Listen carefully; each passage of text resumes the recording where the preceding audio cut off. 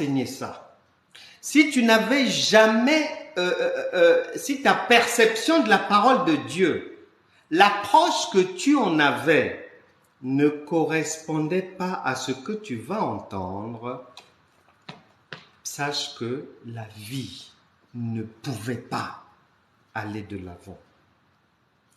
Sache que tout ton investissement dans le Seigneur, c'était pour ramasser uniquement des miettes. Mais les grâces excellentes de Dieu, ça demande une écoute, une compréhension et ensuite une mise en pratique. Nous parlons du principe des 3 niveaux de la parole de Dieu. 3 niveaux. C'est-à-dire que quand tu as un problème et que Saint-Esprit t'aide, il te faut avoir à l'esprit ce que tu vas entendre là.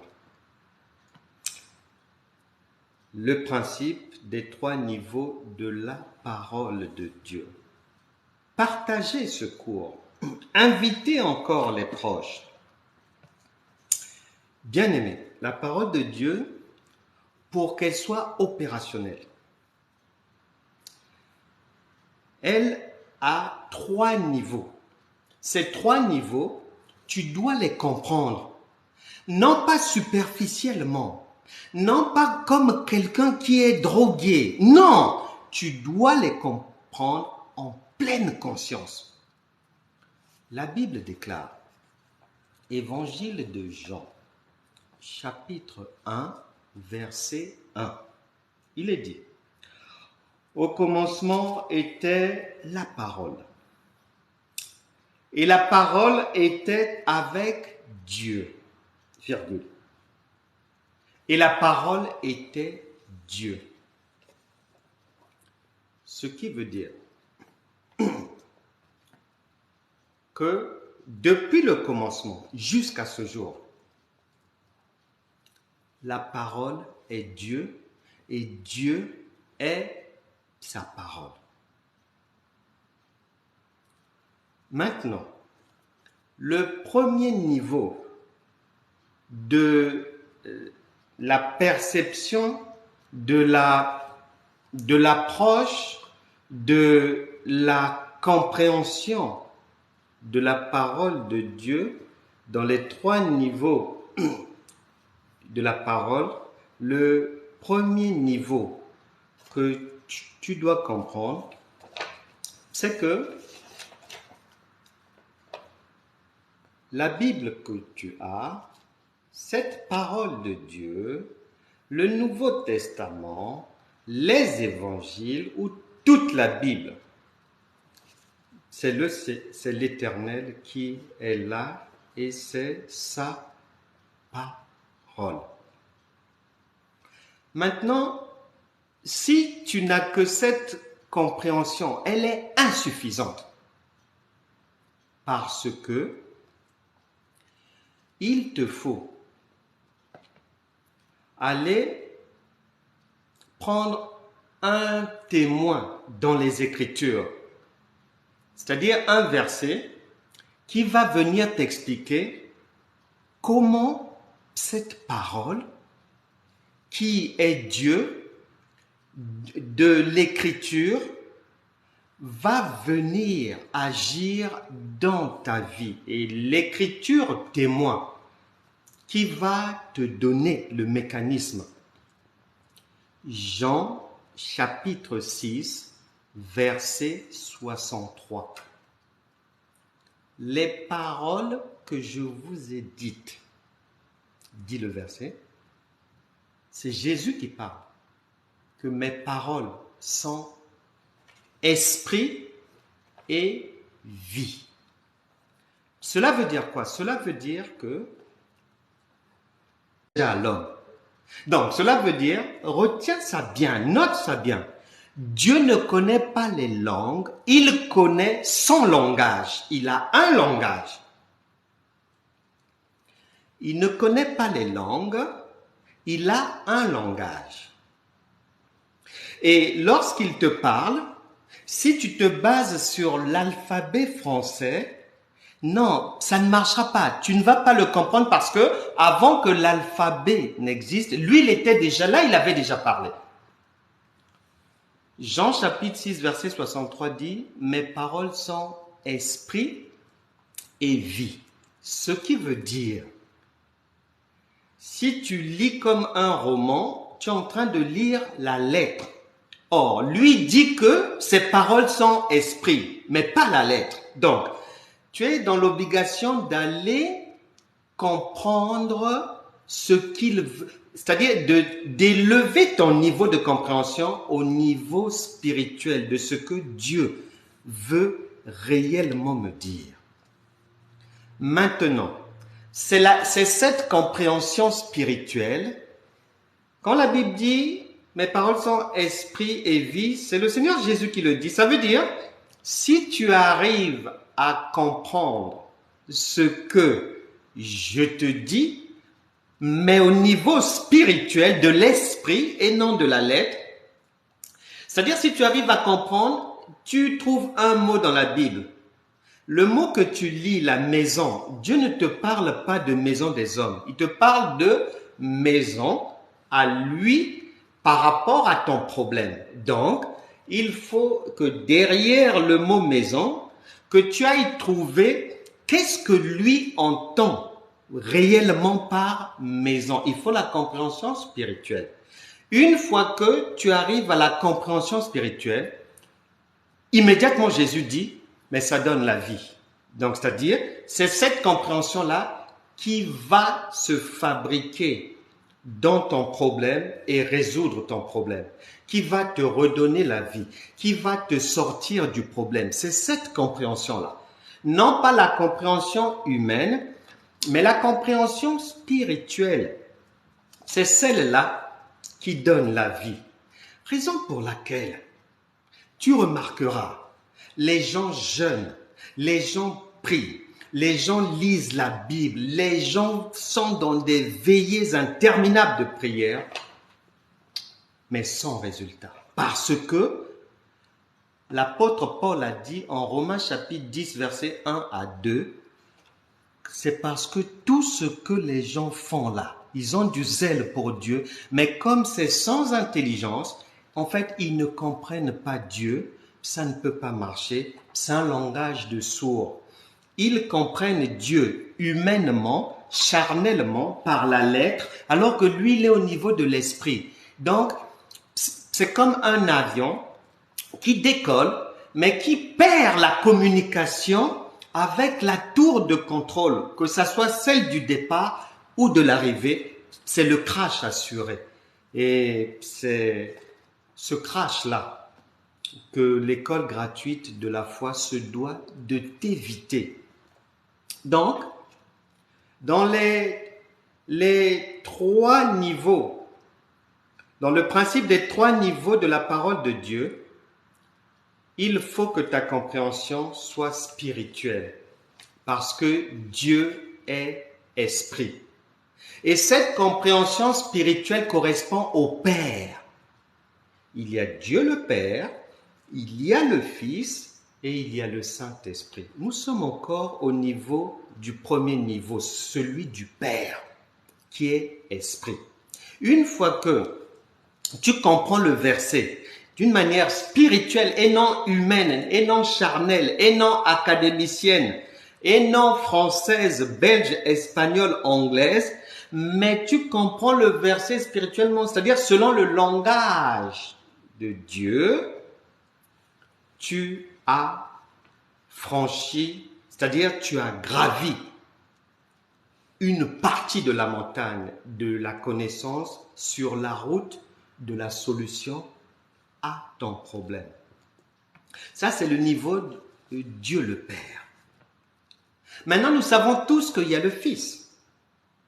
Et la Bible dit quoi? La Bible dit que le Fils, Jean chapitre 1 verset 14 dit que tellement que Dieu nous a aimés, il a lui-même, en envoyant son Fils, il est venu vers nous sous la forme humaine.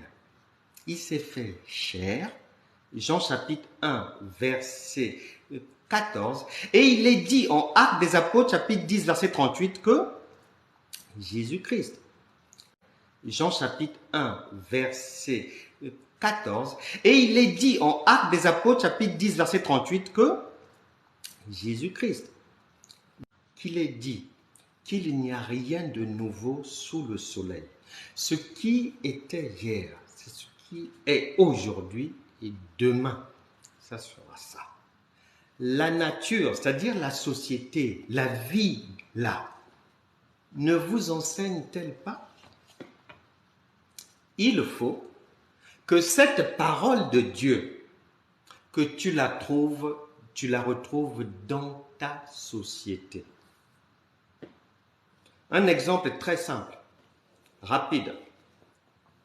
Un jour, j'enseignais quelque part et j'ai dit aux gens que tout ce que vous lisez, peut-être qu'on ne vous a jamais appris ça. Peut-être que vous n'avez pas croisé des enseignants qui avaient peut-être cet éclairage-là. Je leur disais, de la première lettre du livre de la Genèse à la fin d'Apocalypse, tout ce qui est écrit dans la Bible existe dans nos sociétés.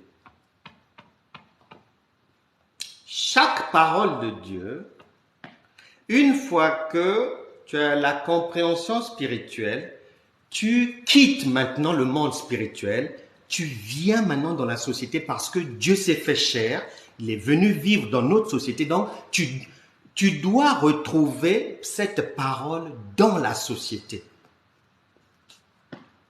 Si tu ne la retrouves pas, tu as loupé des choses. Tu as loupé des paliers dans le processus de la compréhension et de la connaissance de Dieu.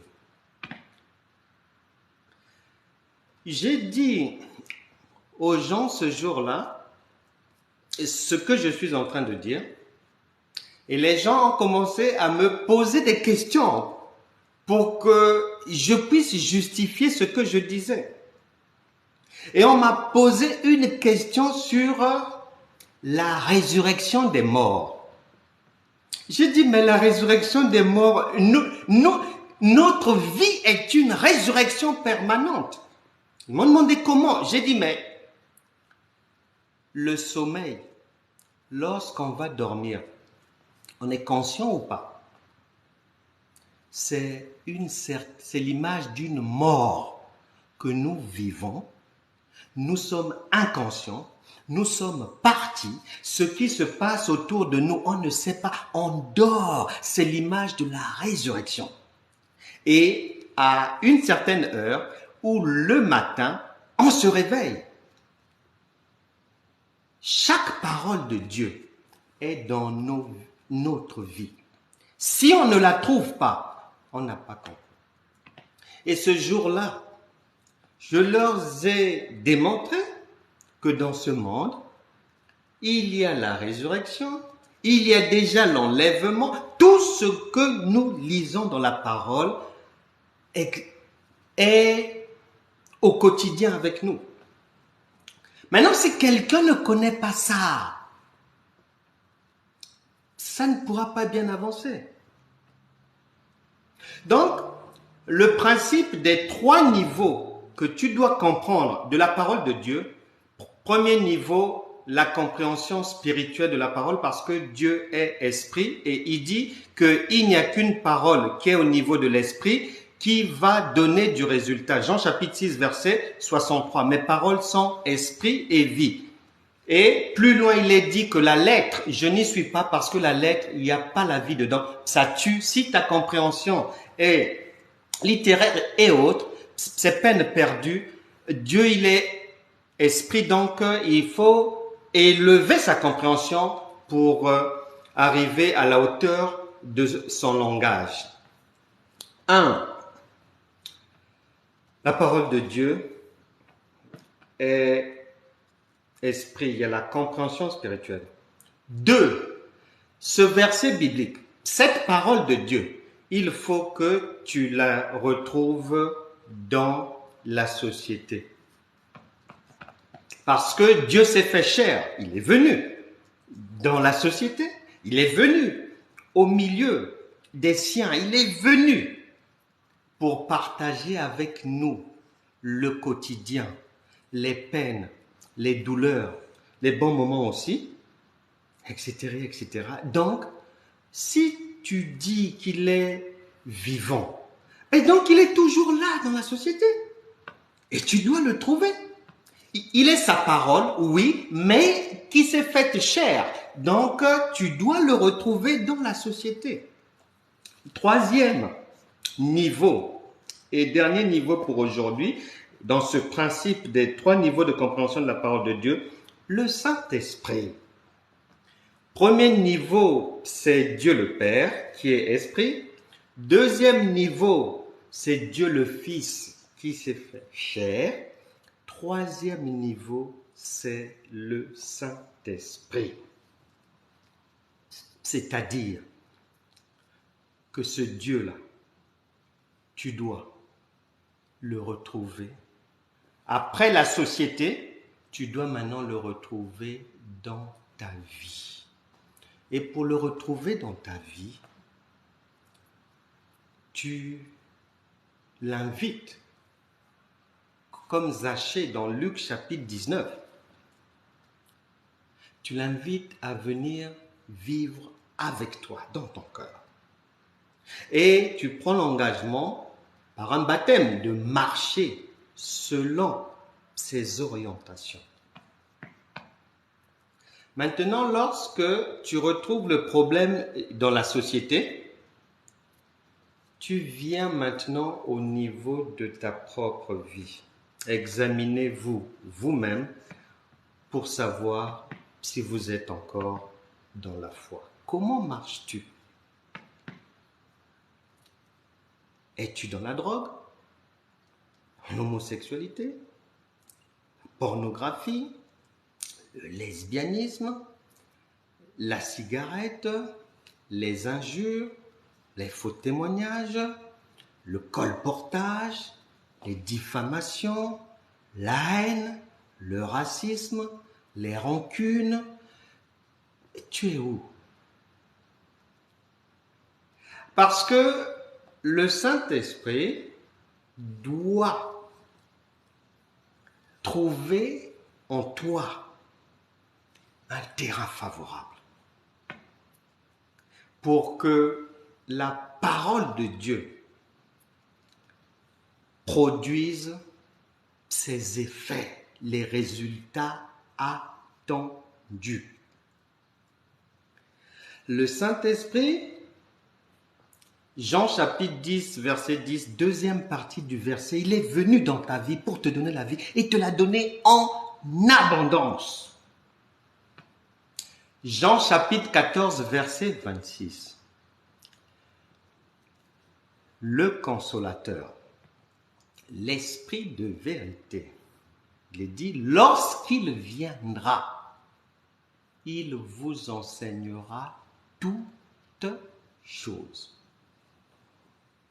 Mais si je le dis comme ça, ce sont des paroles en l'air. Parce que tout n'est pas qu'ils disent. Il faut que je sois à même de comprendre ce qu'il me dit.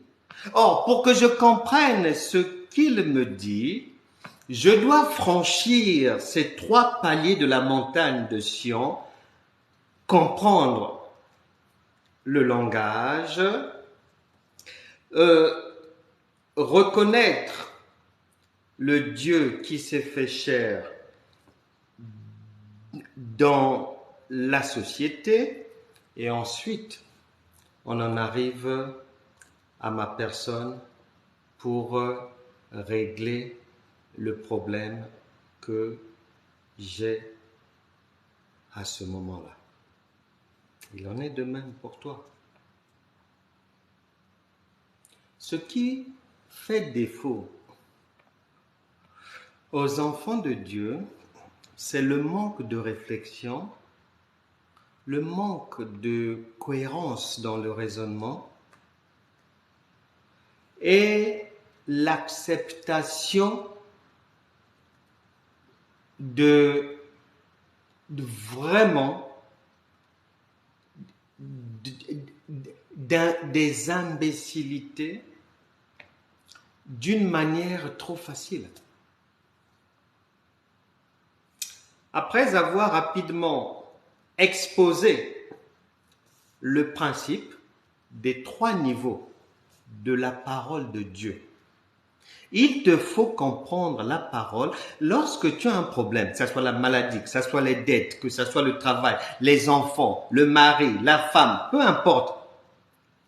Pour facilement obtenir la solution à ton problème, ta compréhension de la parole doit franchir ces 3 niveaux-là d'abord. Et plus tu vas avancer dans la compréhension, plus ça va être simple. J'en viens maintenant, puisque Dieu est pratique. Dieu n'est pas dans le tralala, le blablabla. Il est pratique. J'en viens maintenant à un cas pratique. Ce que je viens de dire sur les 3 principes, regarde l'image que cela représente dans notre vie de tous les jours. Puisque souvent, nous avons besoin du Père, nous avons besoin de Dieu pour nous conduire, pour nous orienter, pour nous aider à faire des choix, pour nous permettre d'aller de l'avant, de réussir, etc., etc., de sortir des traquenards, de chasser les démons, etc., etc. Nous avons besoin de Dieu. Or, la parole de Dieu, de chasser les démons, etc., etc. Nous avons besoin de Dieu. Or, la parole de Dieu, chacun de nous le sait, stipule que Dieu est un roi et qu'il a fait de nous, c'est-à-dire tel il est, tel nous sommes, il a fait de nous un royaume de sacrificateurs. Or, un roi est une autorité. Maintenant, j'en viens dans ta vie de tous les jours pour que tu comprennes bien ces 3 niveaux le principe des 3 niveaux de la parole. Dans la vie de tous les jours,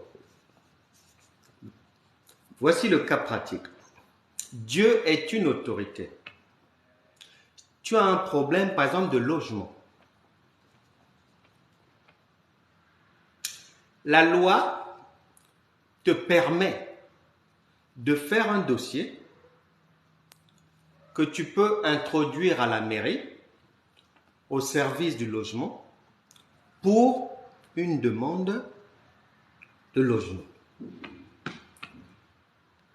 Si tu restes seulement à ce stade-là, tu n'auras pas le logement. Tu as l'information. Tu sais ce que la loi te permet de faire. Mais si tu t'arrêtes seulement là, la mairie ne t'aidera pas. Monsieur le maire ne pourra pas t'aider. Ici, le maire, c'est l'image de Dieu, puisque Dieu est une autorité. Tu as un besoin de logement.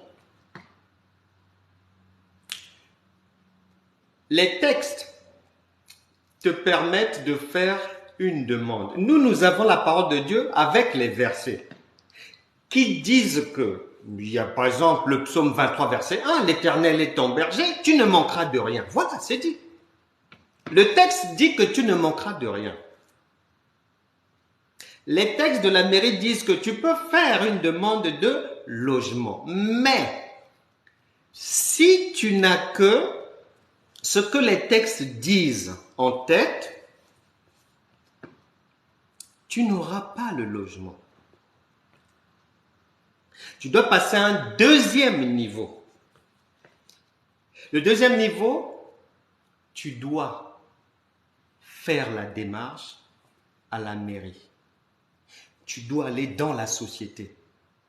Tu dois, l'aide que tu veux recevoir de monsieur le maire, il te faut faire une démarche dans la société, dans ton environnement.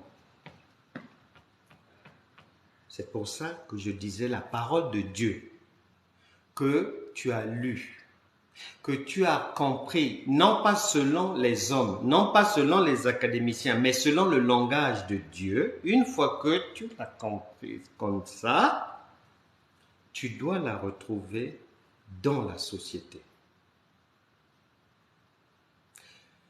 Donc, une fois que tu es informé que les textes permettent de faire une demande de logement auprès de monsieur le maire, tu fais la démarche sociale de demande de logement. Maintenant, ça ne s'arrête pas là. Puisque ta demande, dedans, tu as demandé un entretien avec le maire lui-même. Tu as demandé un entretien avec le maire lui-même.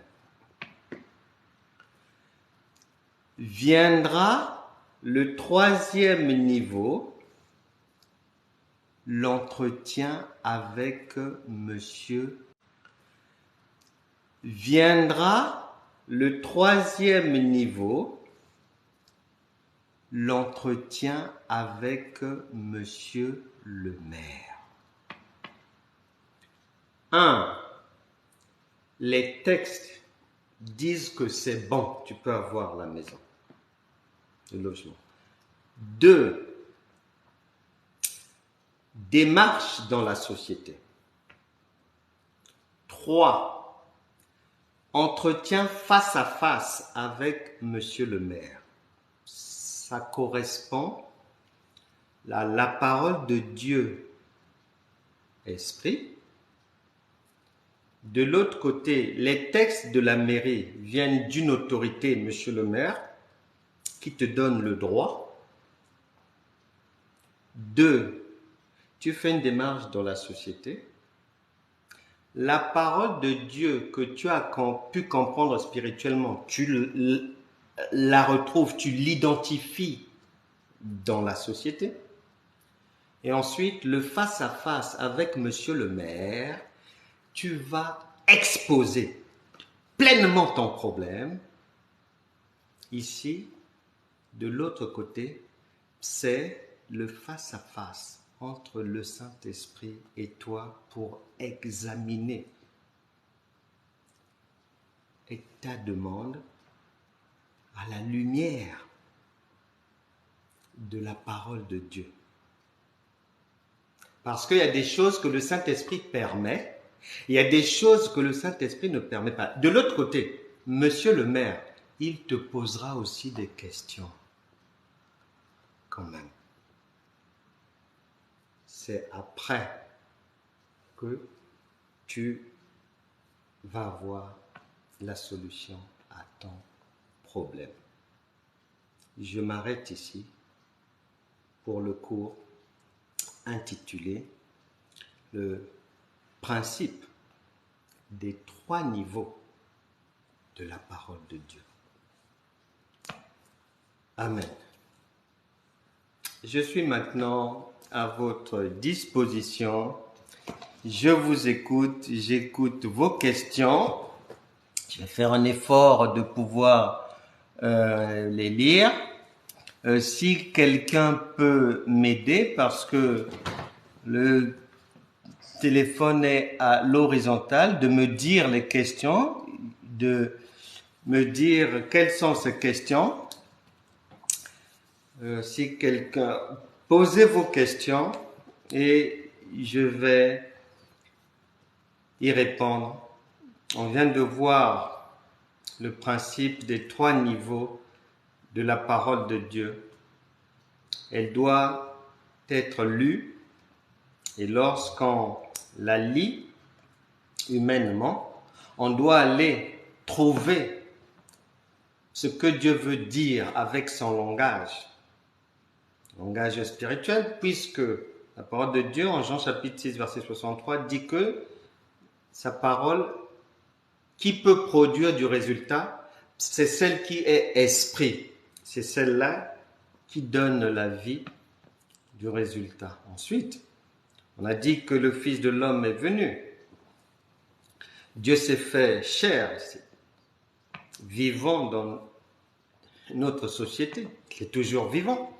Donc, ce qu'il a dit dans sa parole, on doit retrouver ça aussi au milieu de la chair humaine dans la société. Ensuite, le Saint-Esprit va être disposé à prendre le relais pour solutionner ton problème. Voilà ce que nous venons de voir dans ce 54e cours, solutionner ton problème. Voilà ce que nous venons de voir dans ce 54e cours intitulé le principe des 3 niveaux de la parole de Dieu. Alors, les questions. Il faut me les lire parce que le téléphone est à l'horizontale. Est-ce que tu arrives à les lire? Bon. Alors, je vois quoi là?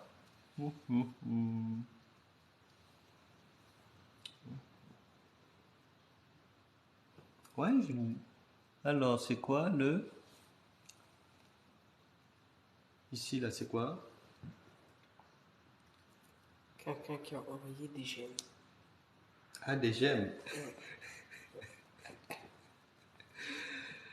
Alors, les questions, si tout le monde a compris, c'est excellent parce que ça facilite vraiment le travail.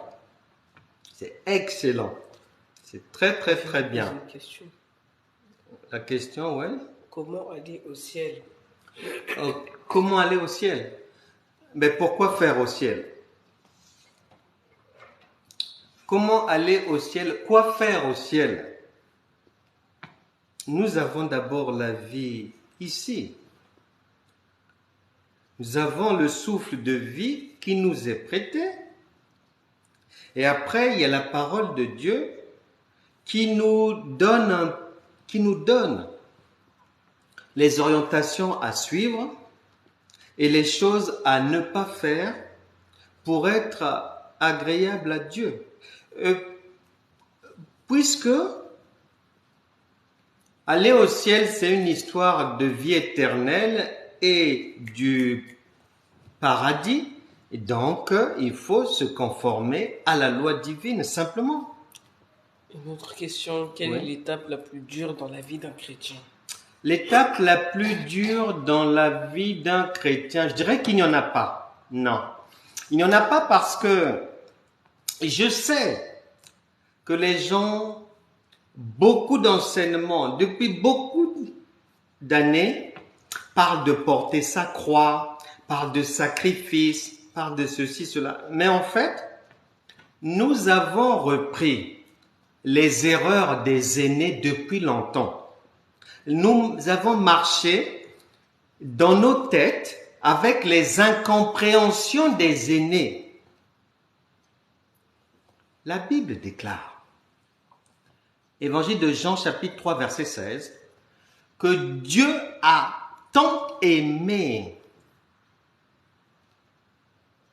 vous et moi qu'il a donné son Fils unique afin que quiconque, c'est-à-dire lui ouvre la porte, lui fait confiance, il a le secours ici sur terre et ensuite la vie va continuer dans l'éternité. maternité. Donc, il n'y a pas de moment difficile, si ce n'est qu'au début, parce que lorsque la femme enfante, il y a les douleurs de l'enfantement. Évangile de Jean, chapitre 16, versets 20 à 21. Là-bas, il est dit qu'une femme qui va mettre au monde un enfant, nous avons été enfantés dans le Seigneur. La parole de Dieu stipule clairement, et c'est Jésus qui parle, c'est une parole du Seigneur. Disons que la femme, c'est-à-dire, prenons l'image de la femme, pour parler de lui-même et de notre enfantement dans le Seigneur, il dit que la femme souffre avant d'enfanter. Une fois qu'il y a l'enfantement, une fois que la femme a donné la vie à la maternité, mais les contractions, les envies de vomir, les nausées, les goûts bizarres et tout, c'est fini. C'est fini. Il n'y a plus de place pour la douleur. C'est un jour de joie et pour maman et pour l'enfant. C'est-à-dire et pour le Seigneur et pour nous. Une autre image. Un réfugié, par exemple, qui fuit la guerre. Parce que lorsqu'on quitte le monde pour venir chez Dieu, dans le royaume de Dieu, c'est qu'on fuit un certain danger. Et on vient rechercher la sécurité dans le royaume du Père. C'est l'image d'un réfugié qui fuit la guerre, qui fuit un danger, qui fuit un danger quelqu'un court peut-être le risque dans son pays d'être assassiné, d'être empoisonné, d'être enlevé. Il quitte le pays comme il peut et il se retrouve à l'étranger. Mais une fois qu'il arrive en France, qu'il arrive en Italie, qu'il arrive aux États-Unis, qu'il arrive au Canada, qu'il arrive en Afrique du Sud, ou que sais-je encore, en Argentine, Chili, il ne peut plus vivre les cauchemars du lieu qu'il a fui. C'est une impossibilité. D'ailleurs, quand il va arriver, le pays qui va le recevoir va lui donner le logement, va le former, on va lui apprendre la langue, on va le soigner, on va lui donner un pécule pour vivre, il va être assisté. 2 Samuel, chapitre 23, verset 5, c'est ce que ça veut dire. Psaume chapitre 23, verset 1, c'est ce que ça veut dire. Simplement.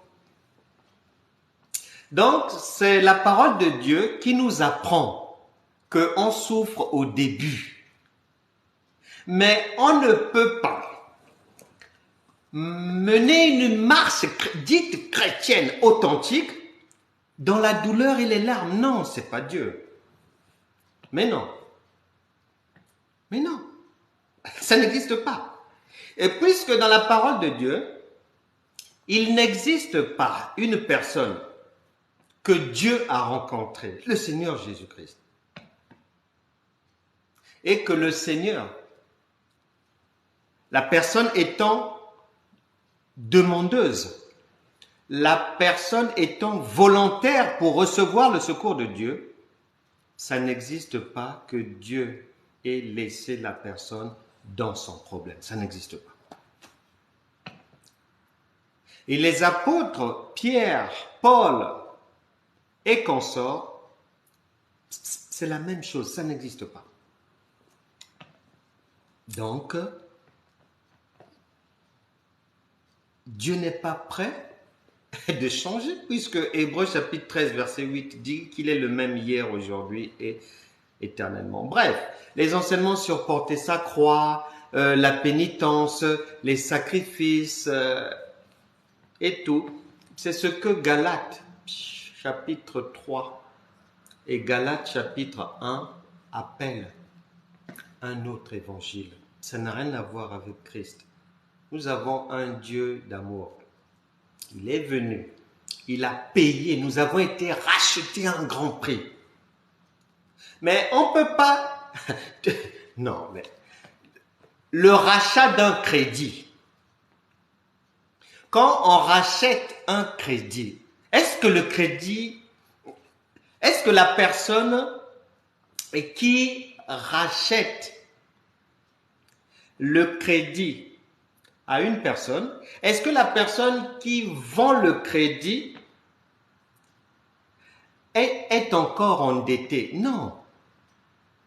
Non. On a été racheté à un grand prix. Une maman ne peut pas supporter voir son enfant souffrir. C'est une impossibilité. C'est presque fou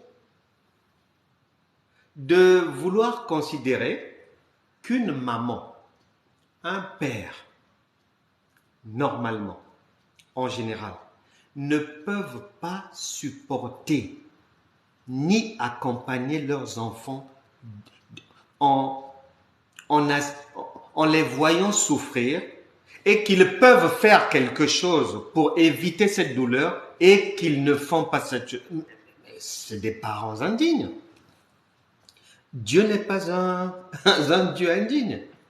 C'est un Dieu responsable, plein d'amour, qui nous a déjà racheté un grand prix, qui nous a tout donné, beaucoup de promesses, beaucoup de bénédictions.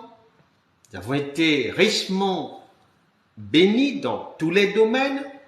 Il nous a donné les pleins pouvoirs pour réduire à néant tout ce qui peut déranger ta vie. Luc chapitre 10, verset 19. Il y a toutes ces paroles. Troisième épître de Jean, verset 2. Tout le dispositif pour que la vie de celui qui accepte Jésus soit relookée. 2 Corinthiens chapitre 5, verset 17. Si quelqu'un est en Christ. C'est-à-dire que si quelqu'un accepte de recevoir Christ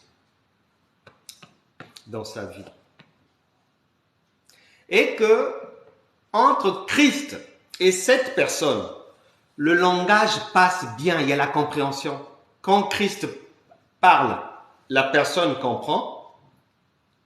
Mais il ne faut pas qu'il y ait un schéma où la personne ne fait que parler, soi-disant prier, jeûner, parler, ne laissant même pas la place à Christ de s'exprimer, de conseiller, d'orienter, de proposer. Non, là, ça ne passera pas. Si quelqu'un est en Christ, c'est-à-dire si quelqu'un l'a reçu, l'a accepté, et n'a pas un zèle imbécile, Romains chapitre 10, versets 1 à 2, est sage, est intelligent, et a une connaissance qui lui permet que lorsque Christ lui parle, il comprend, il y a un dialogue, comme maman parle à l'enfant, l'enfant comprend, maman aussi comprend, il faut qu'il y ait ce dialogue, cette communion-là, si quelqu'un est en Christ. Donc, s'il y a la base, si cette base communicante existe,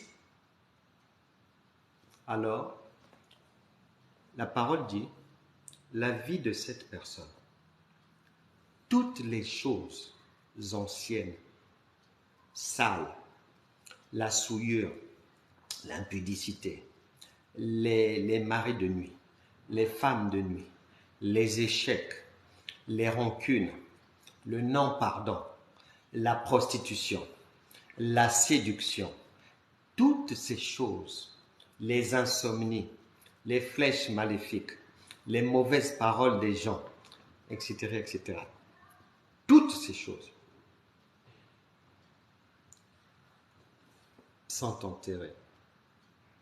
Et toutes choses sont devenues nouvelles. C'est comme le réfugié qui fuit son pays, là où il est reçu, mais les choses deviennent nouvelles pour lui. Absolument. Une femme qui n'avait pas conçu, une femme qui était stérile, une femme qui n'avait pas d'enfant, elle en vient à enfanter. Mais les choses sont devenues nouvelles. La vie est devenue nouvelle. Donc, il n'y a pas de place pour les larmes. Sinon, Dieu aurait menti en disant qu'il vient et il est venu dans ta vie pour te donner la vie et te la donner en abondance. C'est-à-dire full bénédiction, sans larmes, sans regret, sans chagrin, sans stress. Dieu n'est pas un homme pour mentir. Autre question? Que devons-nous faire après avoir reçu la parole? Après avoir reçu la parole du Seigneur. Mais la mettre en pratique. C'est ça, la mettre en pratique. Si elle n'est pas mise en pratique, la parole, même quand on dit après avoir reçu la parole, bon, reçu la parole, c'est quoi? Est-ce que tu as compris déjà? Parce que celui qui peut dire qu'il a reçu, c'est celui qui a compris. Et si tu ne comprends pas, tu n'as pas compris. Même si tu penses avoir compris, même si tu dis aux gens que tu as compris, même si les gens te voient parler en langue, si tu n'as pas compris, tu vas perdre ton temps. Donc la parole de Dieu, on l'écoute, on fait tout pour la comprendre. Et une fois qu'on a compris, c'est à partir de là qu'on dit qu'on a maintenant la connaissance. Après, mais il nous reste à mettre en pratique cette connaissance pour voir les résultats. Une autre question. Est-ce que recevoir la parole, est-ce que recevoir Jésus-Christ, c'est recevoir la parole? Oui. Puisqu'il est la parole, on l'a lu.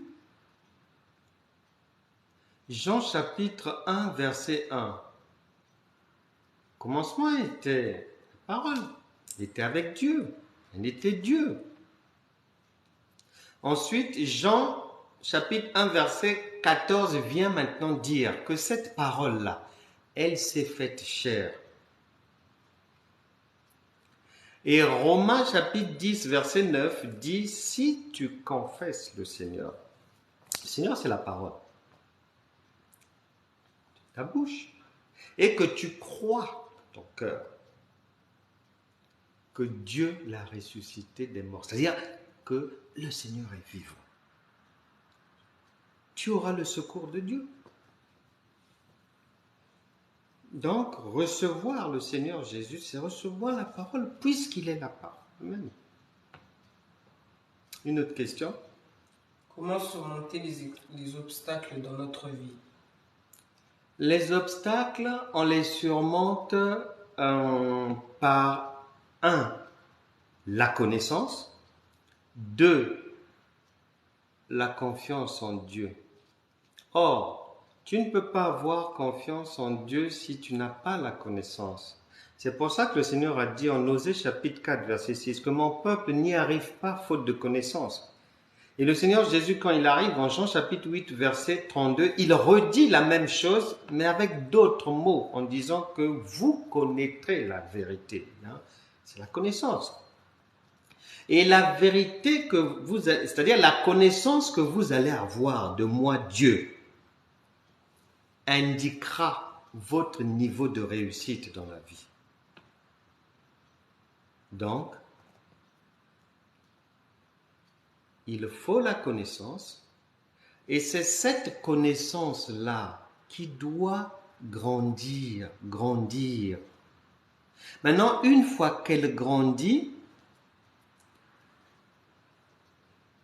tu peux maintenant être à mesure de concrètement, c'est-à-dire sans te mentir à toi-même, mettre en pratique Jean chapitre 14 verset 1 et Jean chapitre 14 verset 27. Ces deux vitamines bibliques disent que votre cœur ne se trouble point. Or, un cœur qui n'est pas troublé, c'est un cœur qui fait pleinement confiance à Dieu. Mais pour en arriver là, il faut la connaissance. Et souvent, les gens pensent que jeûner, prier, parler en langue ou quoi, c'est faire la volonté de Dieu et grandir dans la foi. Non. Sinon, Dieu nous l'aurait dit. Mais il n'a pas dit ça. Il a dit, mon peuple périt, échoue, faute de connaissance. Et il ne changera pas cette parole.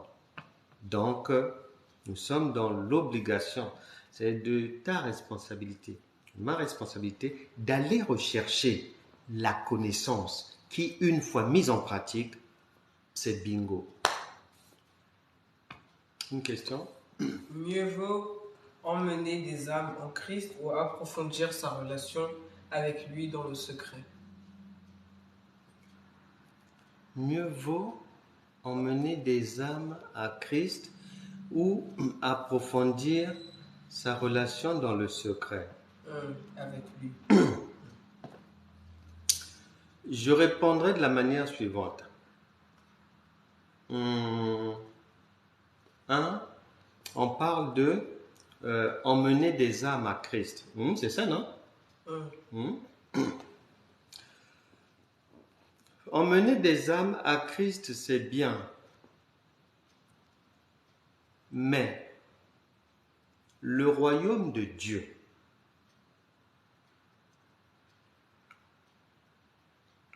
Corinthiens dit, le royaume de Dieu est un royaume d'ordre. Dieu n'est pas un Dieu de désordre, Dieu est un Dieu d'ordre.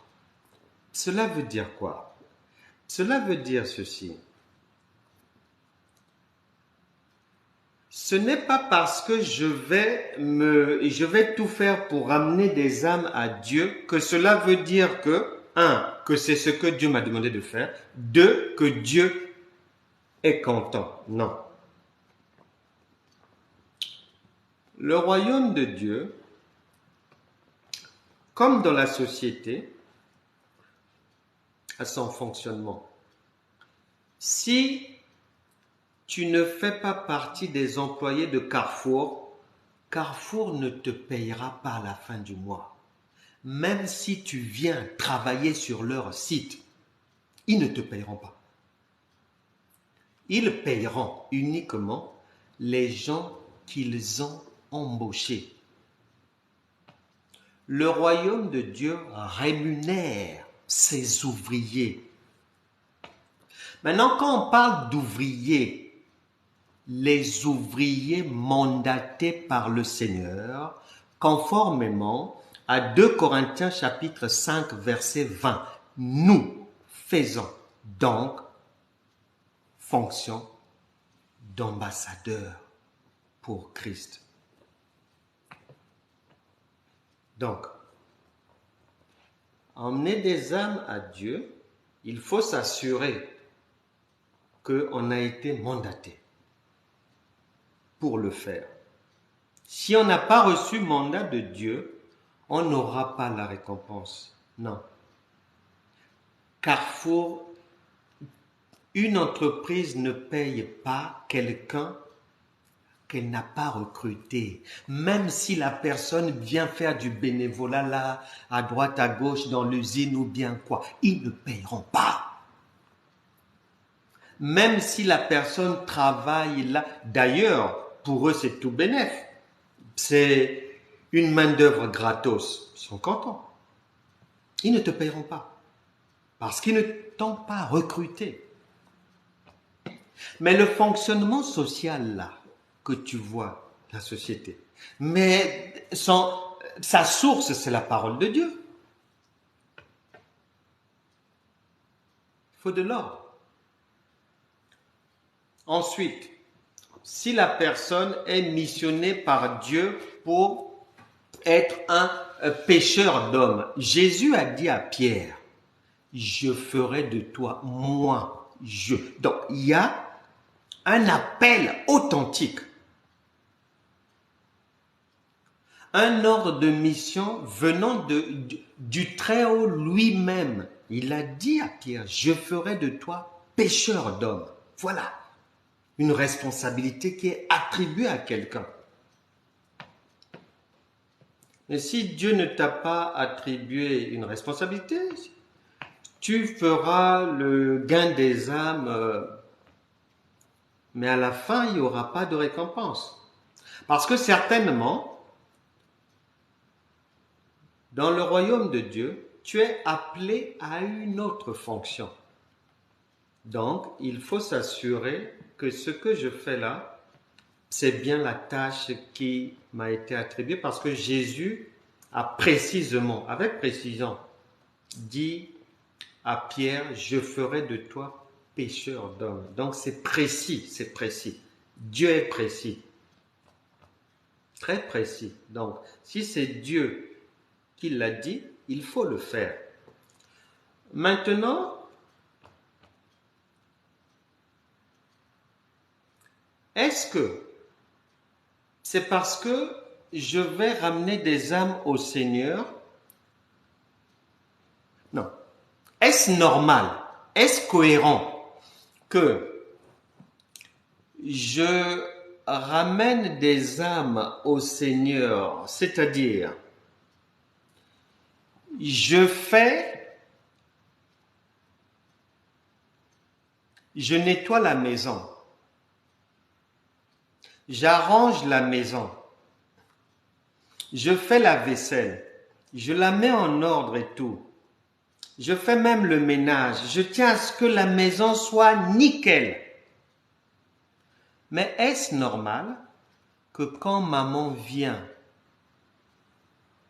je boude maman? Ou je ne fais pas l'effort de comprendre ce que maman me dit? Ou bien, est-ce que c'est parce que je fais le ménage dans la maison que je dois maintenant désobéir à maman? Non. Non. Que je sois ouvrier pour le gain des âmes ou que je ne le sois pas, c'est pareil. Si je suis enfant de Dieu, comme l'enfant avec maman ou l'enfant avec papa, je dois soigner ma relation avec maman, ma relation avec papa. Je dois faire en sorte qu'il y ait une harmonie bien. Donc, l'un n'empêche pas l'autre. Je dirais même, les deux sont une obligation. L'œuvre de Dieu et la communion avec le Saint-Esprit. Obligation. Donc, on ne peut pas prendre l'un et laisser l'autre. Non, non, non, non. Les deux doivent avancer ensemble. C'est comme les deux roues d'une voiture, les roues avant. Elles avancent ensemble. On ne peut pas en laisser une, non. Une autre question. Dieu est si grand, mais est-ce que Dieu pardonne-t-il tous les crimes, même les plus grands? Absolument. Absolument. Luc chapitre... Nous sommes dans l'évangile de Luc, Dieu pardonne tous les crimes. Tous les crimes. C'est un Dieu d'amour. N'oublie jamais que dans Ésaïe chapitre 49, verset 15, Dieu dit, il nous pose la question, et il te la pose aujourd'hui.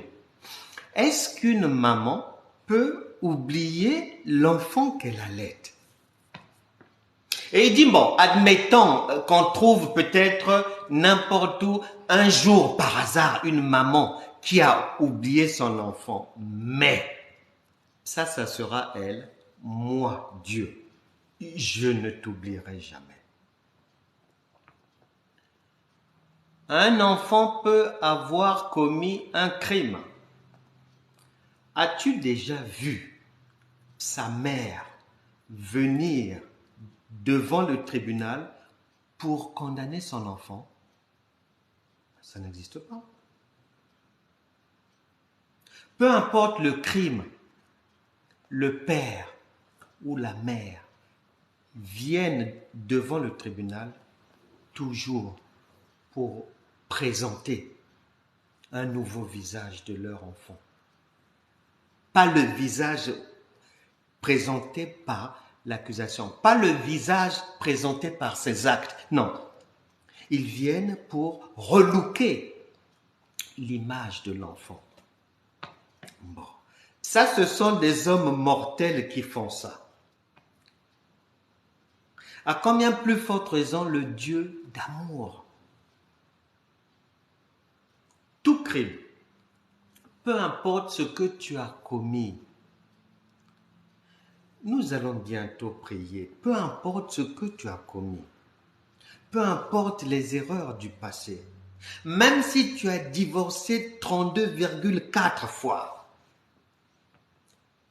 il est fidèle, juste et bon, non seulement si tu reconnais tes erreurs pour te pardonner, mais également pour te nettoyer et te remettre dans le circuit de la dignité sociale, dignité familiale, dignité professionnelle. C'est un Dieu d'amour. Luc, je disais, allons rapidement au chapitre 23 parce que nous ne voulons jamais parler en l'air. Nous devons toujours prendre au moins quelques témoins. La parole de Dieu est son propre avocat, son propre témoin. Elle va elle-même parler pour elle-même. Luc, chapitre 23, je disais. Luc, chapitre 23. Luc, chapitre 23, à partir du verset 35 jusqu'à, on va dire, au verset, vous prendrez le temps de lire jusqu'au verset 43. C'est l'histoire, c'est deux criminels se retrouvent en accusation avec notre Seigneur et Sauveur à la croix. Et l'un d'eux, en écoutant la parole, c'est-à-dire Jésus, reconnaît Dieu et accepte la parole. L'autre refuse la parole. Ce que je te déconseille de faire, comme beaucoup de gens aujourd'hui qui refusent d'entendre la parole de Dieu, qui refusent d'entendre la trompette. Elle est en train de sonner déjà. Vu l'état du monde actuel, elle lit les Écritures, la trompette est déjà en train de sonner. Et l'un des brigands accepte la parole. Un criminel qui ne connaissait pas Dieu, qui n'a jamais été dans une église, qui n'a jamais fait une veillée de prière, qui n'a jamais donné une offrande, qui n'a jamais donné une dîme, qui n'a jamais béni les gens, puisqu'il était dans le camp des méchants, des tueurs, des criminels. Il était certainement dans l'adultère, faisait la mafia, l'escroquerie, les arnaques, beaucoup de mauvaises choses. Mais une fois qu'il a accepté le Seigneur Jésus, il a demandé au Seigneur de lui arranger une place malgré son passé. Et Luc chapitre 23, le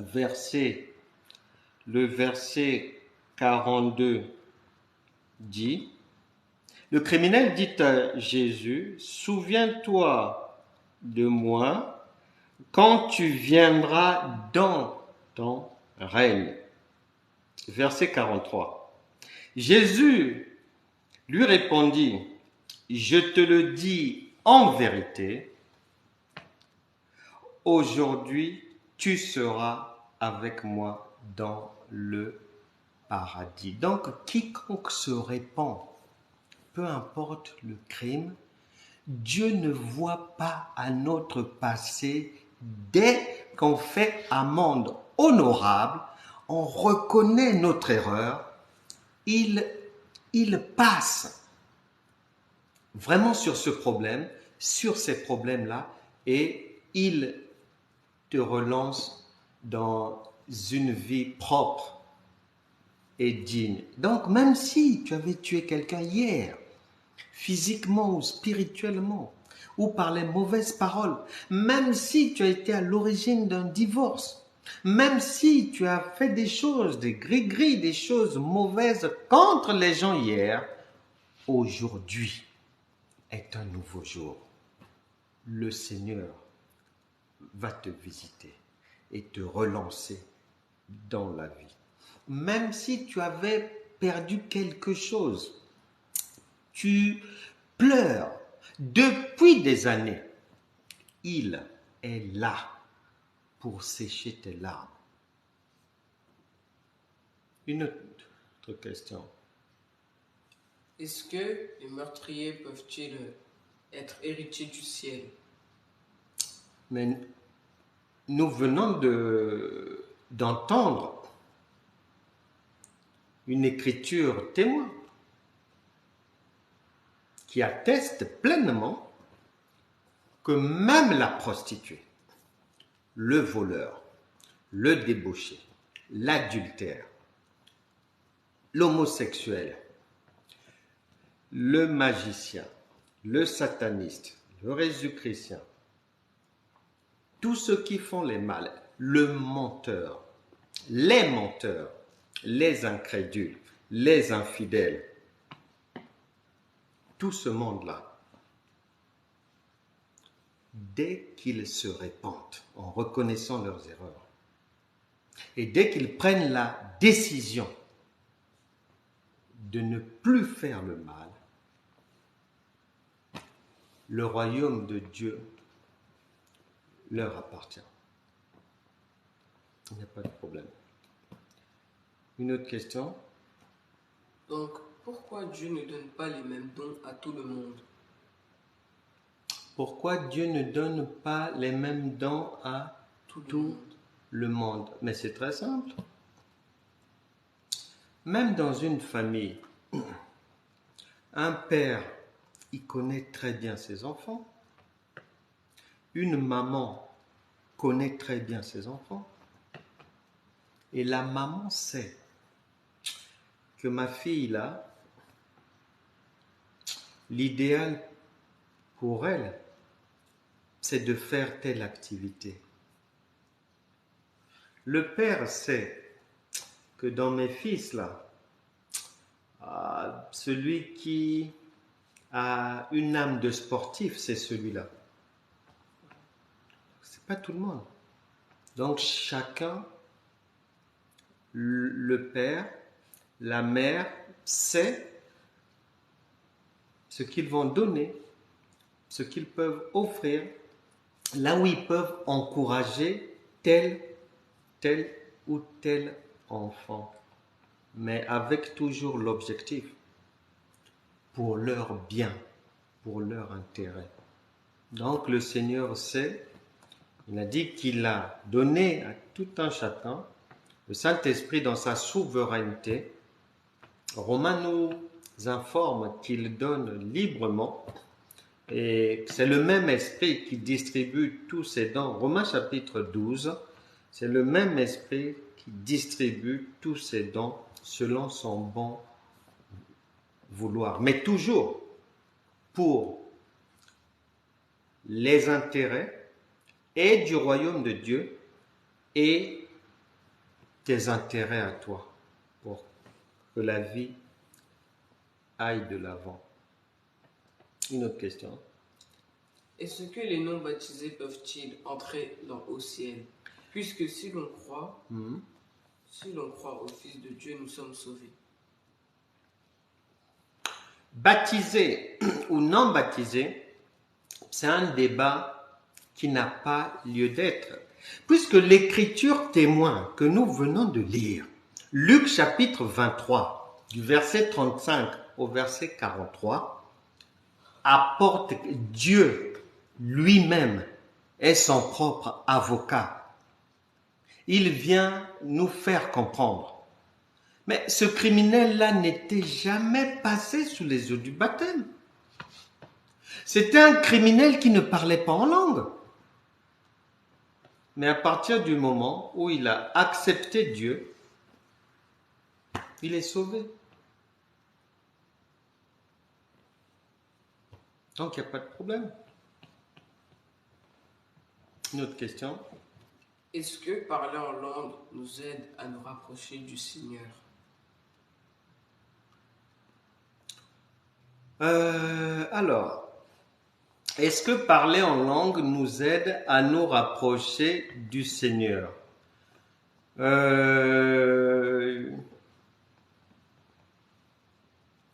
J'y mets d'abord un bémol parce que Dieu lui-même a dit que l'obéissance vaut mieux que les sacrifices. Donc, c'est-à-dire, si tu n'es pas obéissant, si tu n'es pas obéissante à la parole de Dieu, ton parler en langue ne sert à rien. Donc, il y a des préalables, il y a des critères, il y a des maillons de la chaîne de croissance, d'approche vers le Seigneur qui viennent avant le parler en langue. Si on met le parler en langue devant et que ces éléments-là sont manquants, l'obéissance, la connaissance, l'écoute, la mise en pratique de la parole, s'il n'y a pas ça, le parler en langue ne servira à rien. À rien. Donc c'est bien, mais il faut, c'est-à-dire le parler en langue a besoin d'accompagnateurs solides. Voilà.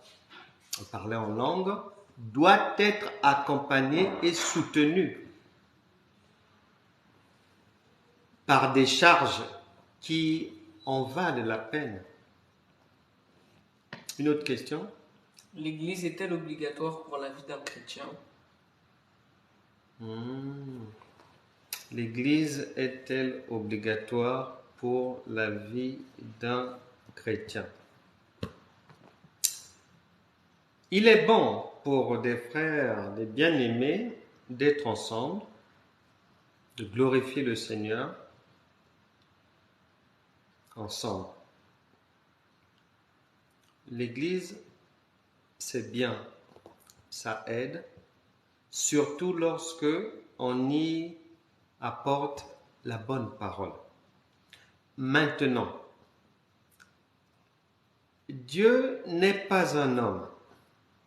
Le Saint-Esprit est amour. Et chaque individu, la Bible déclare que chacun rendra compte devant Dieu de ses propres faits et gestes, de ses propres actes. Ce qui veut dire aussi que le Saint-Esprit, avec chacun, il fonctionne d'une manière particulière. Je prends un exemple.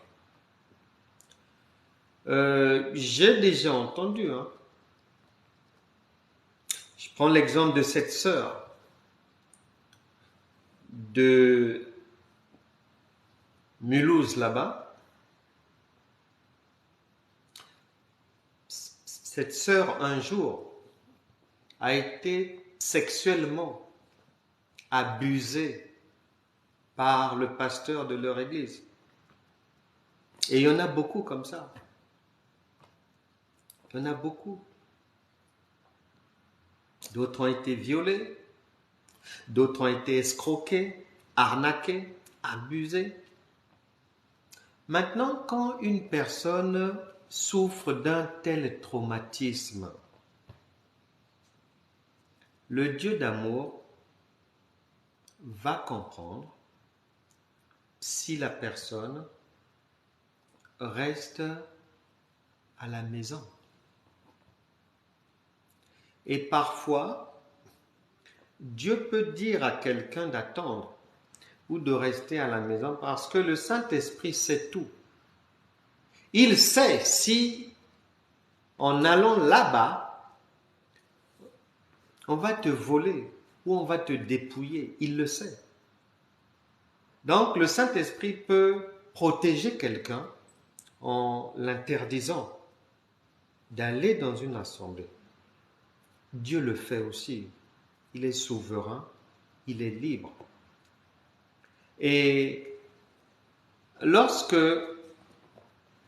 on dit, et la parole de Dieu dit qu'il est bon que les frères et sœurs se retrouvent ensemble dans l'assemblée et tout, c'est bien. Mais les dérapages, les accidents, les viols, les escroqueries, les dépouillements et autres sont des imprévus. Malheureusement, on est sur cette terre. La vie des hommes, il y a des imprévus qui peuvent arriver dans une vie et à partir de là, la marche chrétienne peut se passer autrement. Mais le Saint-Esprit sait comment orienter chacun de nous, surtout lorsque les gens ont vécu des drames, les blessures de la vie et tout. Donc, je fais confiance à Dieu. Lorsque quelqu'un est à la maison, je comprends. Lorsque quelqu'un fait le déplacement de l'église locale, je comprends aussi. C'est bien, c'est très bien. Maintenant, pour ceux qui sont à la maison, il ne faut pas que rester à la maison ou apprendre à partir de la maison devienne maintenant une occasion de se mettre en vacances spirituelles. Non, même depuis la maison, le Seigneur permet à ce que, avec les moyens modernes, qu'on puisse aussi toujours être connecté à la famille en Christ. Une autre question? Qu'est-ce que la Trinité? La Trinité. Dieu, le Père, qui est esprit, on le retrouve dès Genèse chapitre 1, verset 1. Ensuite, ce Dieu esprit a quitté le monde spirituel pour venir partager notre quotidien, pour venir nous aider, nous secourir, nous sortir des échecs, des problèmes, des drames. Il a pris un corps humain, il s'est fait chair. Évangile de Jean, chapitre 1, verset 14. Il s'est fait chair. Pourquoi? Parce que si le Dieu Esprit n'était pas venu dans la chair, beaucoup d'entre nous, on aurait tous les jours des excuses pour ne pas obéir à la parole de Dieu. On allait dire, Seigneur, tu es bien gentil, mais depuis ton trône là-bas, tu ne peux pas comprendre ce que nous vivons. Tu n'as jamais vécu ce que nous vivons ici, la crise économique, les dictatures, le harcèlement, le corona. Tu n'as jamais vécu ça. Donc, tu parles de loin et c'est facile. Non, il n'a pas voulu qu'on ait des excuses. Il est venu, il a partagé la vie avec nous, toutes les difficultés. Il est passé par là. Et la Bible dit que il a vécu sans péché. Ensuite, il s'est sacrifié. Il a pris sur lui tous nos péchés. C'est pour ça que lorsqu'on a mal fait, il suffit de reconnaître son tort et on est pardonné de Dieu parce que par anticipation, il nous a déjà pardonné puisqu'il avait pris tous nos péchés déjà. Par anticipation. Donc, il s'est sacrifié pour nous et il est remonté, ressuscité le 3e jour et il a attendu sagement le jour comme celui-ci où quelqu'un va accepter le Seigneur Jésus.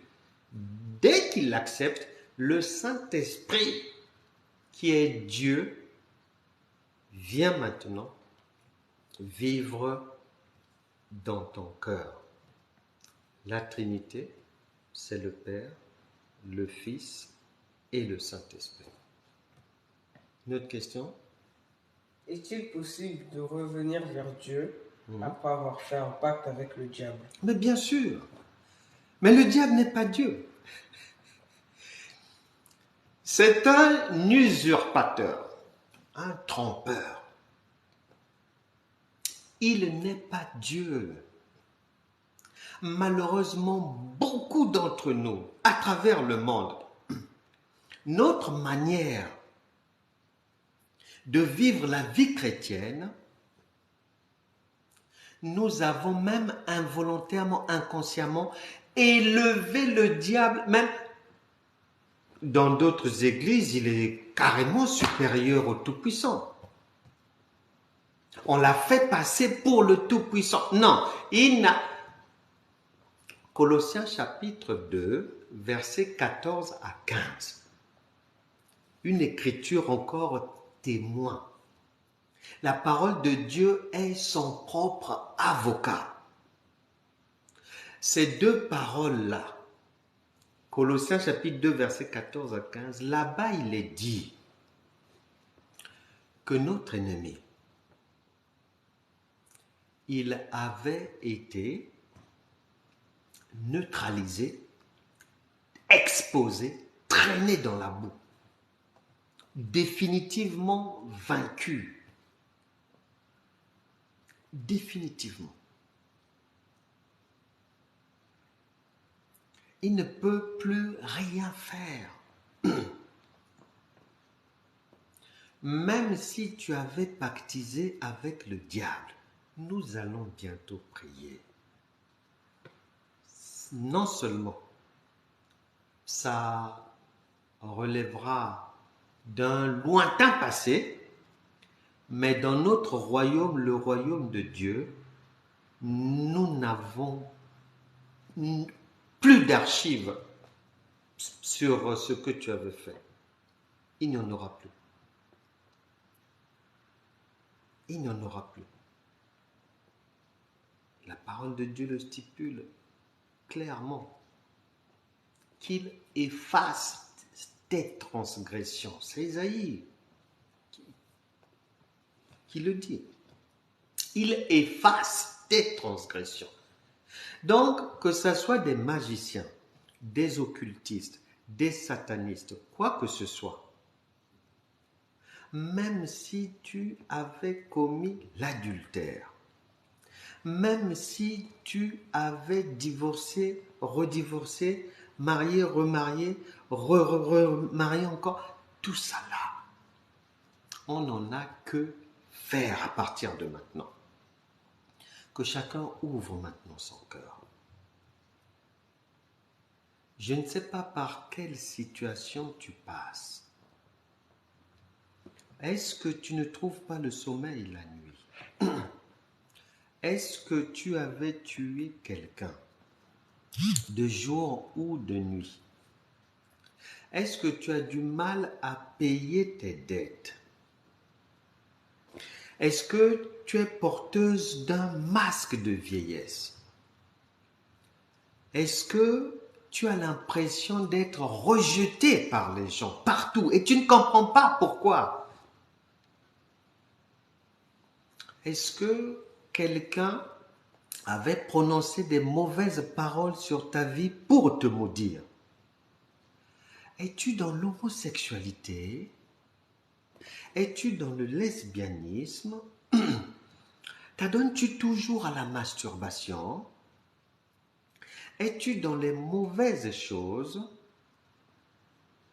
La parole de Dieu déclare par l'apôtre Jean que Dieu est fidèle et juste pour te pardonner de toute iniquité. Si quelqu'un d'entre nous ici ne connaissait pas encore Dieu, ou quelqu'un a été découragé, trahi, même par des pasteurs, par des prophétesses pêle-mêle, si tu as été trahi par tes parents, si tu sens un dégoût de la vie, si quelqu'un avait projeté le suicide, Matthieu chapitre 11 verset 28, la parole dit: venez à moi, vous tous qui êtes fatigués et chargés, je vous donnerai du repos, c'est-à-dire je vais vous sortir du problème, c'est-à-dire je vais vous guérir, c'est-à-dire je vais vous remettre au travail, c'est-à-dire si la personne avait divorcé, je vais te redonner un foyer, c'est-à-dire si quelqu'un veut récupérer ce que la personne avait perdu, tu vas récupérer. C'est ce que ça veut dire. Nous allons maintenant prier. Que chacun ouvre son cœur. Nous avons un Dieu omniprésent, tout-puissant. Au-dessus de lui, il n'y a personne. Même le diable, il a été précipité par là. Or, une personne puissante, un esprit puissant, on ne te précipite pas. Peu importe que tu sois dans la franc-maçonnerie, dans la Rose-Croix, chez les marabouts, dans le satanisme, que tu sois dans l'adultère, peu importe le péché, que tu sois spécialisé dans le mensonge, les fausses accusations, peu importe, il est là pour nous écouter et nous faire du bien. Je mets quiconque au défi. J'ignore le problème par lequel tu passes. Nous nous retrouverons mercredi à 19h dans notre séquence témoignage. Je mets quiconque au défi. Si tu ouvres ton cœur et que tu pries sans hypocrisie et que tu prennes la décision de mettre résolument la parole de Dieu en pratique conformément à Jacques, chapitre 1, verset 22, mercredi, donc dans même pas 4 jours, tu viendras témoigner. Le problème qui te donne des insomnies, même pas 4 jours, il va disparaître. Lazare était déjà décédé depuis 4 jours. Mais le 4e jour, il est sorti du tombeau. Tu vas recevoir la délivrance divine, l'intervention divine avant le 4e jour. Tu viendras témoigner. Sois seulement sincère et avec toi-même et avec Dieu. Tu souffrais pour rien. Telle une maman qui ne peut jamais demander à son enfant une quelconque contrepartie, ni des conditions difficiles. Maman ne peut pas, avant de donner à manger à l'enfant, avant de faire du bien à l'enfant, avant de lui acheter un vêtement, une culotte, un jeu, maman ne peut pas obliger, exiger que l'enfant dorme par terre, que l'enfant pleure contre un mur, que l'enfant fasse telle et telle pénitence. Non. Dieu ne le fera jamais pour toi. Maintenant, il a dit dans Galates, si tu acceptes un autre évangile qui n'a rien à voir avec l'évangile de Christ, le Dieu d'amour, il a dit tant pis pour toi. Mais si tu prêtes attention à la vérité et que tu tiennes à rester dans la vérité, après avoir compris que ton Dieu t'a déjà aimé le premier, il est amour. Il est venu pour te donner la vie en abondance, afin que tu dormes tranquillement, afin que tu t'occupes aussi des enfants sans stress, afin que tu puisses aller au travail sans avoir l'impression d'avoir une épée de Damoclès sur la tête. Ouvre simplement ton cœur. Les huissiers qui te pourchassent, de la même manière que les Égyptiens qui pourchassaient les Israélites avaient disparu.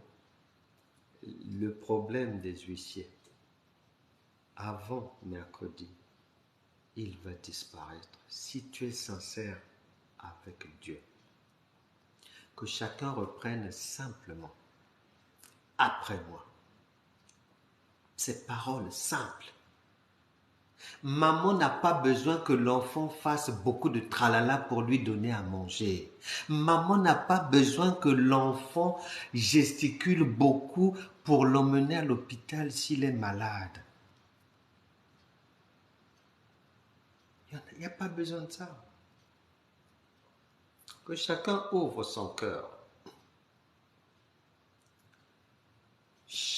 Les problèmes de tout un chacun sont devant nous.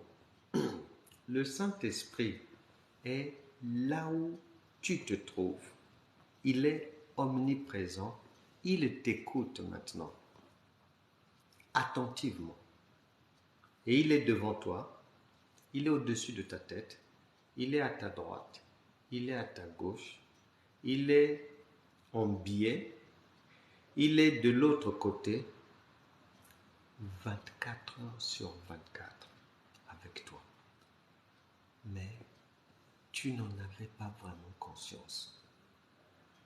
Et l'objectif de cette présence-là, c'est te faire du bien, essuyer les larmes de ta vie, de te donner la santé divine, si c'est la maladie, effacer tes dettes, nettoyer ton être, t'enlever la culpabilité, même si tu avais tué 1 milliard de personnes.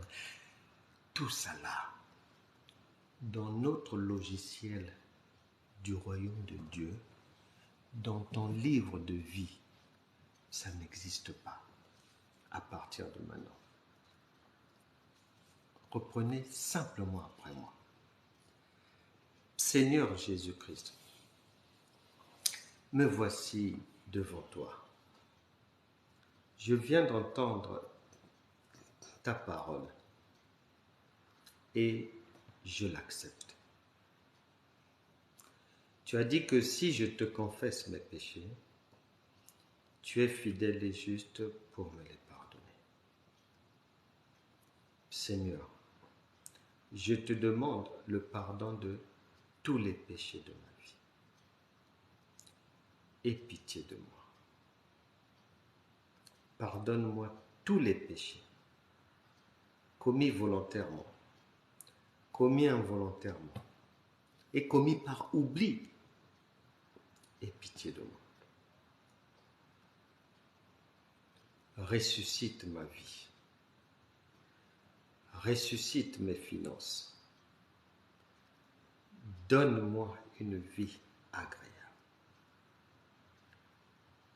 Car tu m'as dit que si tu viens dans ma vie, c'est pour me donner la vie en abondance. Qu'il en soit ainsi. Je te remercie pour ton amour et je crois maintenant par la foi que je fais désormais partie des gens de la maison de Dieu. Merci pour ta présence. Merci pour ta lumière dans ma vie, dans mon cœur, dans mon âme et dans mon esprit.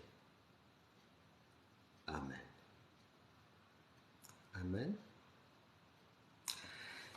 Amen. C'était vraiment une très grande joie, ce rendez-vous. Je crois et je sens même les frissons que vous ne serez plus jamais les mêmes personnes. Une personne voudra avoir une réponse. À quoi? Est-ce que c'est possible qu'une femme chrétienne se marie avec un musulman? Est-ce que c'est possible qu'une femme chrétienne se marie avec un musulman? Quand on dit une femme chrétienne, est-ce que tu veux marcher selon la loi divine? Parce que Christ a donné le conseil qu'il est mieux que une personne croyante puisse épouser aussi une personne croyante. La parole de Dieu nous conseille que si nous connaissons le Seigneur, l'idéal est aussi de vivre avec une sœur qui connaît aussi le Seigneur. Maintenant, si quelqu'un fait autrement, la Bible dit que cette personne-là d'avance sache que elle avait quand même été prévenue, alertée, sensibilisée par la parole de Dieu. Maintenant, j'ignore quelles sont les motivations de la personne. Parce qu'il y a des gens, elle est chrétienne, elle va aller épouser un musulman parce qu'il a l'argent. Donc je ne sais pas quel est le schéma directeur de ce projet. Quelle est la motivation, c'est laquelle? Est-ce que c'est vraiment l'amour? Est-ce que c'est l'argent? Est-ce que ce sont les biens? Est-ce que c'est parce qu'il a des maisons? Est-ce que c'est un commerçant? Je ne sais pas. Donc, ce n'est pas dans mes habitudes de répondre comme un imbécile. Pour apporter une bonne réponse aux gens, il faut un certain nombre d'éléments pour qu'on puisse donner le bon conseil à la personne. Mais si je n'ai pas suffisamment d'éléments, je préfère me limiter aux conseils que donne d'une manière directe la parole de Dieu. Après, si tu es dans ce cas, tu peux me contacter maintenant hors antenne. Tu pourras peut-être répondre à des précisions qui me manquent pour bien te conseiller. Et ensuite, on pourra aussi prier ensemble. Donc, le numéro de téléphone, il est toujours publié. Vous le trouvez sur ma chaîne YouTube Franck Cana TV. Vous le trouvez sur le site www.franckcana.fr et vous le trouvez sur ma page Facebook Évangéliste Éditeur Franck Cana. Le numéro de téléphone, c'est le 06 05 62 35 06. Et notre mail, c'est centre-interevangile.christ@gmail.com. Vous pouvez appeler pour poser des questions que vous préférez poser hors antenne. Vous pouvez poser des questions par mail. Vous avez tous nos moyens de communication, vous avez tous les canaux pour nous joindre. Il n'y a pas de problème, on se fera un plaisir de vous éclairer au mieux sur la base de la parole de Dieu. Que Dieu bénisse tout le monde vraiment. On se retrouvera à l'école gratuite de la foi mercredi à 19h pour notre séquence témoignage. Si vous avez un témoignage, si vous avez quelque chose qui peut aider les autres, si vous voulez témoigner de la bonté, de l'amour de Dieu et de tout ce que Dieu, le Saint-Esprit, va faire pour débloquer les situations qui étaient bloquées, eh bien, rendez-vous chaque mercredi à 19h. Pour ceux qui veulent nous voir physiquement, vous venez. Notre église locale, c'est la communauté évangélique pour la gloire de Christ. 10 rue Jules Verne, sur la commune de Saint-Leu-la-Forêt, dans le 95. Il y a un service de navette on peut prendre les gens depuis la gare de Saint-Leu-la-Forêt ou bien la gare d'Hermont-Aubonne. Nos réunions du dimanche débutent à 14h pile. Nous n'attendons pas les retardataires parce que on est toujours pressé que la parole nous fasse du bien. Et puis, c'est le dimanche, les familles doivent aussi rentrer quand même tôt, s'occuper des enfants. Le lendemain, c'est le travail. Donc, nous restons ensemble pendant 2 heures, de 14h à 16h, 10 rue Jules Verne à Saint-Leu, la forêt là, on pourra physiquement prier ensemble, échanger, partager. Vous serez toujours les bienvenus à l'Assemblée chrétienne communauté évangélique pour la gloire de Christ. C'était un énorme plaisir pour moi de retrouver ma famille en Christ. Bienvenue à tous les nouveaux venus. Vous êtes bénis de Dieu. Vous ne serez plus jamais les mêmes personnes. Que Dieu vous bénisse abondamment. Passe par là. Dieu vous bénisse abondamment, vous et vos familles. On se retrouvera physiquement demain à 14h à l'église à Saint-Leu-la-Forêt.